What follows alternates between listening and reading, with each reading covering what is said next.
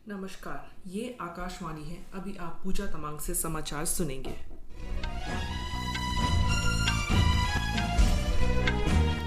पहले मुख्य समाचार। बजरंग पूनिया और साक्षी मलिक के अगुवाई में पहलवान बातचीत के लिए नई दिल्ली में केंद्रीय युवा कार्य और खेल मंत्री अनुराग सिंह ठाकुर के आवास पर पहुंचे। केंद्रीय अन्वेषण ब्यूरो ने कथित नगरपालिका भर्ती घोटाले मामले में कोलकाता के 20 स्थानों पर छापेमारी की। केंद्रीय स्वास्थ्य मंत्री डॉक्टर मनसुख मांडविया आज विश्व खाद्य सुरक्षा दिवस के अवसर पर नई दिल्ली में राज्य खाद्य सुरक्षा सूचकांक जारी करेंगे। अरब सागर के ऊपर बना चक्रवाती तूफान बिपरजॉय उत्तर की ओर बढ़ रहा है। अगले 24 घंटे में इसके भीषण चक्रवात में बदलने की आशंका। फ्रेंच ओपन टेनिस में Iga Swiatek, Coco Gauff, Alexander Zverev और कैस्पर रॉड आज सिंगल्स के क्वार्टर फाइनल मैच खेलेंगे। और अब समाचार विस्तार से।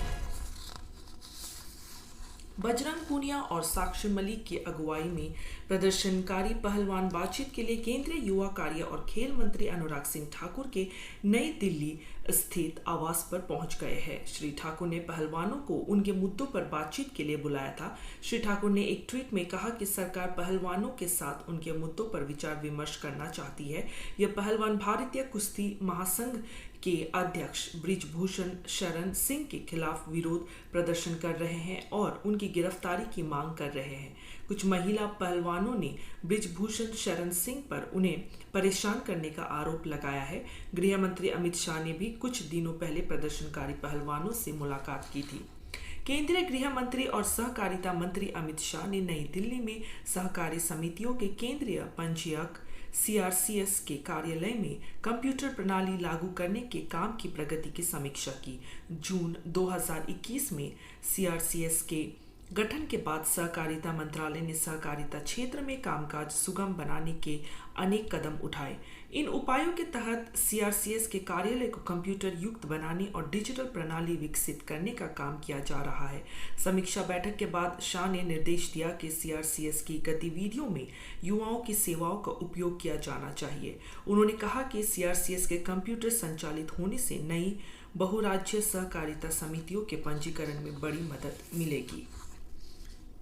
केंद्रीय नागर विमानन मंत्री ज्योतिरादित्य सिंधिया ने आज कहा कि अगले 5 वर्ष में भारत के पास 200 से 225 तक अधिक हवाई अड्डे और वाटर एरोड्रोम होंगे।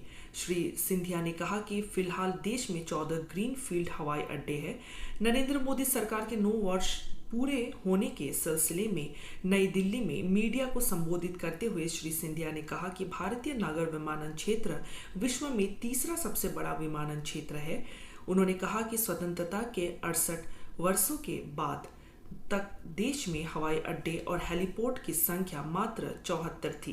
पिछले 9 वर्ष में यह संख्या बढ़कर 148 पर पहुंच गई है। ग्रामीण विकास और पंचायती राज मंत्री गिरिराज सिंह ने आज नई दिल्ली में 2 दिवसीय सम्मेलन का उद्घाटन किया, जिसमें अमृतकाल के दौरान ग्रामीण भारत के विकास के लिए रोड मैप बनाने के लिए बुद्धिजीवियों को आमंत्रित किया। इस 2 दिवसीय सम्मेलन का शीर्षक विकासशील भारत साझा समृद्धि के लिए ग्रामीण विकास की फिर से कल्पना है।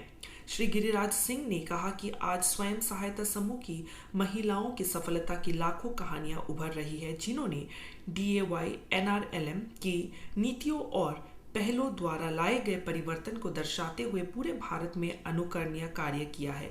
ग्रामीण विकास राज्य मंत्री फग्गन सिंह कुलस्ते ने कहा कि स्वयं सहायता समूह को पैकेजिंग और विपणन सहायता में पर्याप्त प्रशिक्षण के साथ उसके सामर्थ्य को बहुत अधिक बढ़ाया जा सकता है। केंद्रीय अन्वेषण ब्यूरो CBI ने पश्चिमी बंगाल में कथित नगर पालिका भर्ती घोटाले के सिलसिले में कोलकाता में 20 स्थानों पर छापे मारे हैं।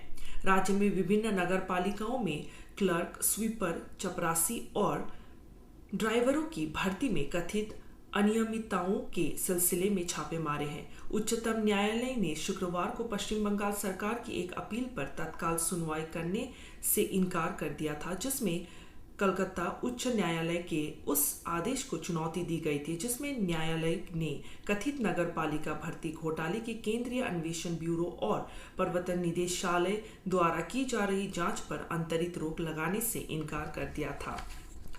उड़ीसा के मुख्य सचिव प्रदीप जेना ने कहा है कि रिकॉर्ड के सत्यापन, सभी संबंधियों से जानकारी लेने और आसपास के इलाकों में 2 दौर की जांच के बाद बालासोर रेल दुर्घटना में 288 लोगों की मौत की पुष्टि हुई है। श्री जेना ने कहा कि 205 शवों की पहचान कर ली गई है और उन्हें परिजनों को सौंप दिया गया है। अभी 83 शवों की पहचान होनी बाकी है। आज विश्व खाद्य सुरक्षा दिवस है। भोजन से संबंधित जोखिम, मानव स्वास्थ्य को हानि, आर्थिक समृद्धि, कृषि और सतत विकास जैसे मुद्दों का पता लगाने और उनके प्रबंधन पर ध्यान आकर्षित करने के लिए यह दिन मनाया जाता है। यह दिन हमें इस बात पर विचार करने का अवसर भी प्रदान करता है कि हम जो भोजन करते हैं वो मानव स्वास्थ्य के लिए सुरक्षित हो। इस वर्ष के विश्व खाद्य सुरक्षा दिवस का विषय है खाद्य मानक जीवन सुरक्षित बनाते हैं।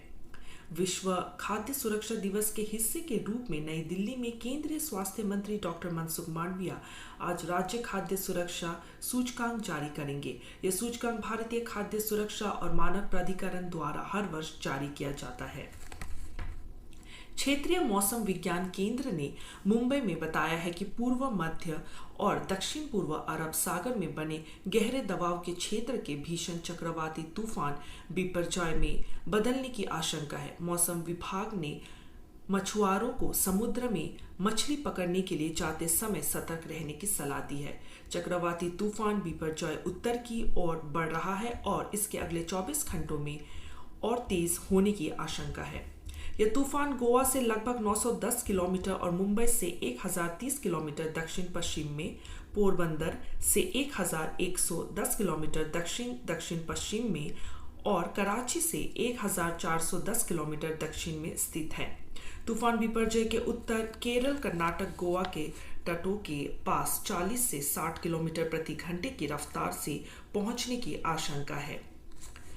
बिम्स्टेक के महासचिव तेंजिंग लेकफेल ने कहा कि ऊर्जा सहयोग के लिए सचिवालय के रूप में कार्य करने वाले बिम्स्टेक ऊर्जा केंद्र का इस वर्ष के अंत में भारत में औपचारिक उद्घाटन किया जाएगा। तेंजिंग लेकफेल ने आज ढाका में 26वें बिम्स्टेक दिवस के अवसर पर आयोजित कार्यक्रम में यह बात कही।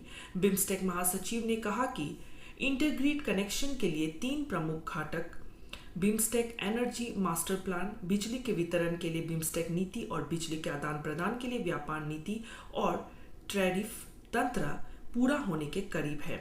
बिम्स्टेक महासचिव ने क्षेत्रीय सहयोग के लिए संपर्क के महत्व पर जोर देते हुए कहा कि इस साल मार्च में आयोजित 19वीं मंत्री स्तरीय बैठक द्वारा अनुमोदित बिम्स्टेक समुद्री सहयोग समझौते पर थाईलैंड में आगामी 6ठे शिखर सम्मेलन के दौरान हस्ताक्षर किए जाएंगे। मुख्य अतिथि के रूप में अपने संबोधन में बांग्लादेश के विदेश राज्य मंत्री ने बिम्स्टेक को सबसे महत्वपूर्ण क्षेत्रीय मंचों में से एक कहा। उन्होंने कहा कि प्रधानमंत्री शेख हसीना का बिम्स्टेक क्षेत्रीय मंच से विशेष लगाव है। फ्रेंच ओपन टेनिस के महिला सिंगल्स के क्वार्टर फाइनल में पोलैंड की इगा स्वातिक का मुकाबला अमेरिका की कोको गोफ से होगा। एक अन्य मैच में ट्यूनीशिया की ओ जब्यूर ब्राजील की ब्रिट्रिज हडाद से भिड़ेगी। पुरुष सिंगल्स के सेमीफाइनल में स्पेन के कार्लोस अल्कराज का सामना सर्बिया के नोवाक जोकोविच से होगा। 20 वर्षीय अल्कराज इस टूर्नामेंट में सेमीफाइनल में पहुंचने वाले सबसे कम उम्र के खिलाड़ी बन गए हैं। वे अपने करियर में दूसरी बार जोकोविच के साथ मुकाबला करेंगे। इससे पहले विश्व के नंबर 3 खिलाड़ी जोकोविच ने 11वीं वरीयता प्राप्त रूस के कारिन खाचानोव को 4-6, 7-6, 6-2, 6-4 से हराकर सेमीफाइनल में जगह बनाई। विश्व के पूर्व नंबर 1 खिलाड़ी जोकोविच 12वीं बार फ्रेंच ओपन के सेमीफाइनल में पहुंचे हैं। ग्रैंड स्लैम टूर्नामेंट में यह उनका 45वां सेमीफाइनल मैच होगा। इससे पहले रोजर फेडरर 46 बार ग्रैंड स्लैम टूर्नामेंट में सेमीफाइनल मैच खेल चुके हैं।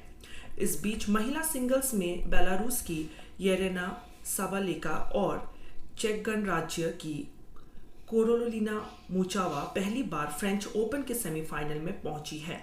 क्वार्टर फाइनल में साबालेका ने यूक्रेन की एलिना स्वितोलिना को और कोरोलिना मुचावा ने रूस की अनास्तासिया को हराया था।